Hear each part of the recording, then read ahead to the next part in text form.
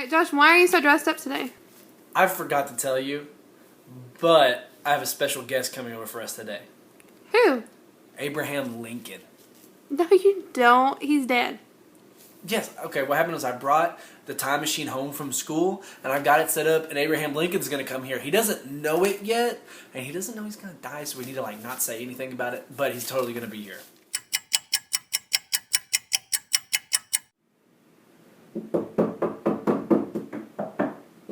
Hello? Hello, is anybody in there? Well, this isn't the bathroom.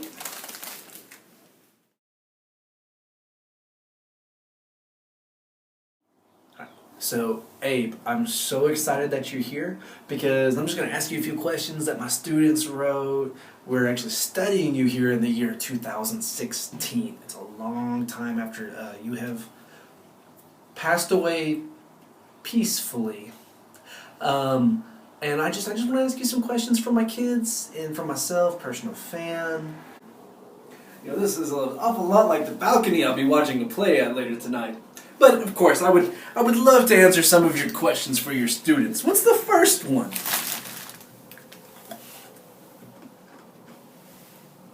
Jade asks, where were you born? Because my teacher says Illinois, but the book says Kentucky. Also, so does the internet. I think he's wrong. First of all, these cookies are delicious. Secondly, you're definitely wrong.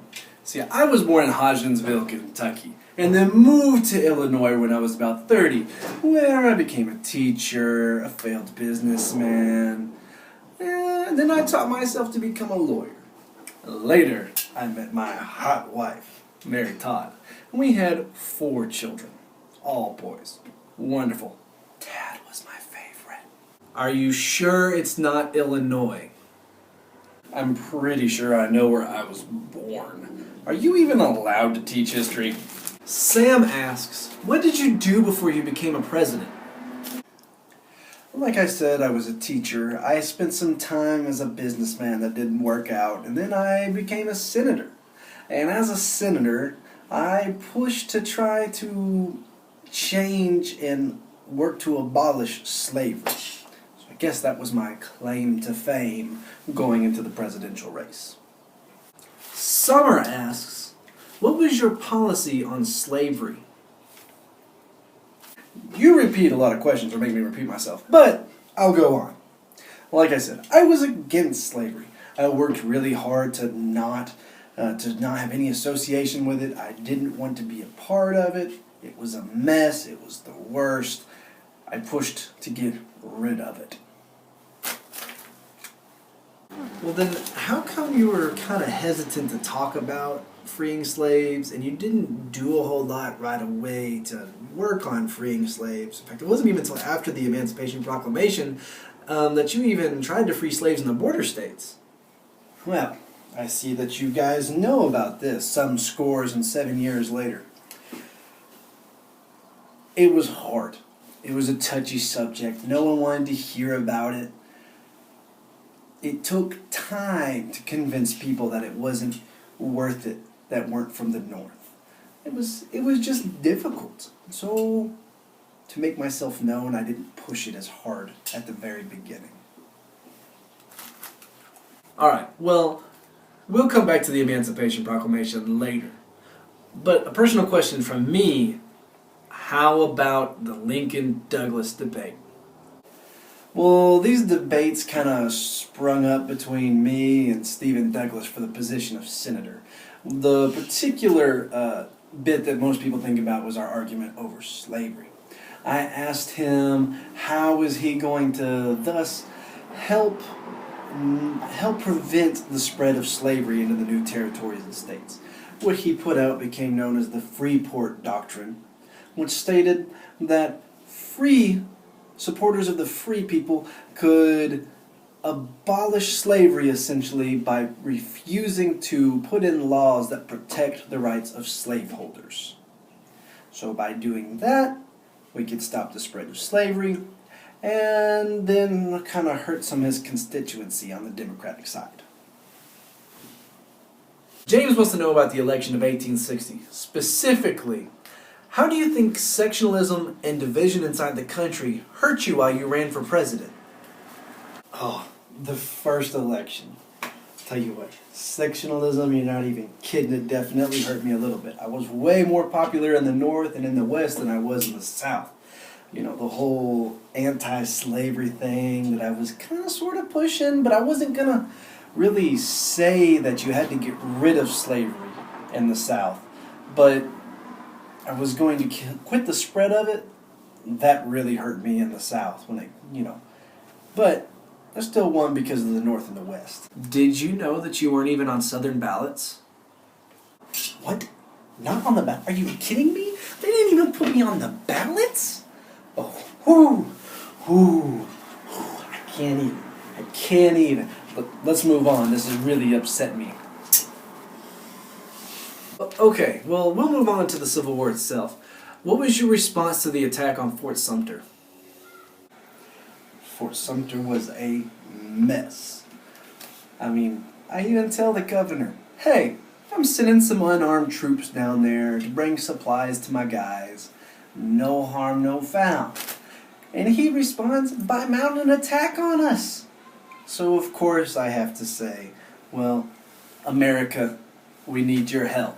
75,000 guys show up to join the military and help us out. I thought it was pretty impressive.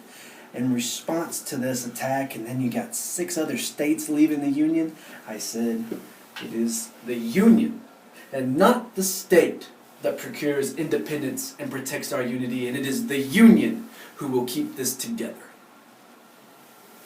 Something like that.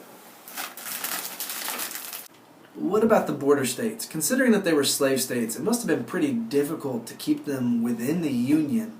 And which states were border states? The border states were so important. If we didn't have them, we don't win. I mean, think about it. You got Maryland, who has slaves, but they're still kind of on our side. But Virginia's trying to convince them to come over. If that happens, the capital is surrounded. And then you have Missouri, which is huge for bringing food to the Union. And then you have Delaware, which is just a few miles from Philadelphia. If they go over to the Confederacy, it's over. So, eventually I managed to convince them to stay, but it was very, very difficult.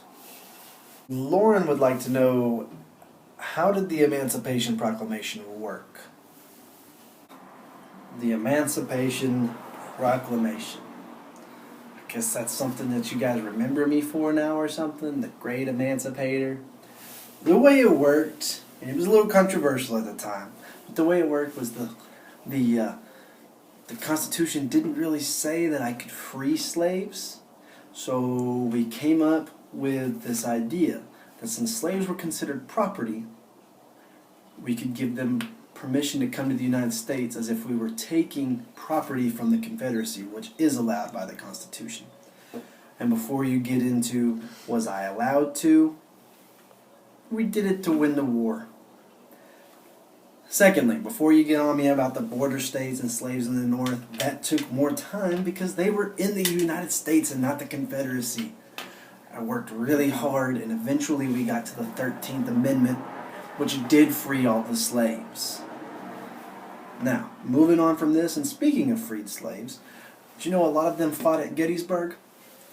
I remember after the battle, it smelt bad. We were getting ready to start the cemetery, and Edward Everett gives this 2-hour-long speech.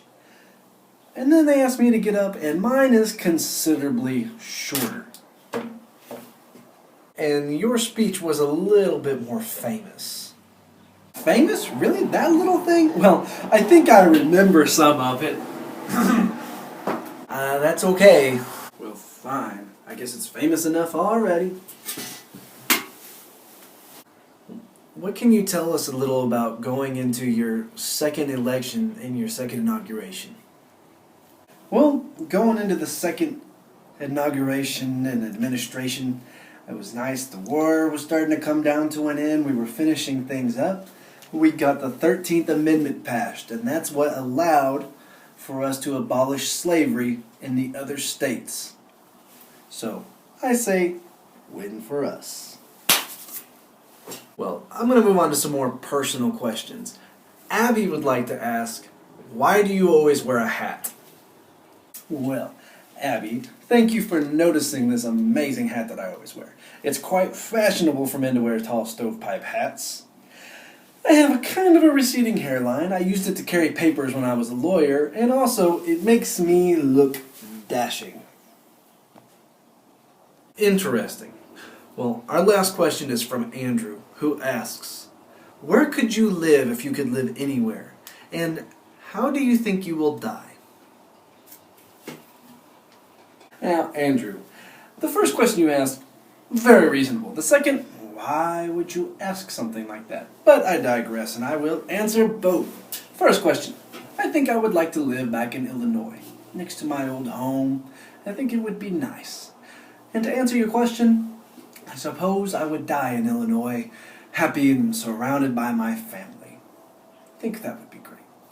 Now, if this has been enough questions, I really would like to get back to my play. Well, Abe, I appreciate your time. You've been so gracious to share this with us, and we just appreciate it, and we'll let you get back to everything you need to.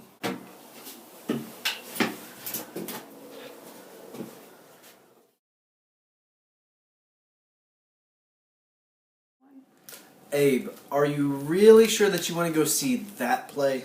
Of course. Our American Cousin is mine and Mary's favorite. And John Wilkes Booth is going to be there. Hashtag exciting. I'm taking these. I still haven't gone to the bathroom yet. Bye, future America. See you later. And kids, the rest is history.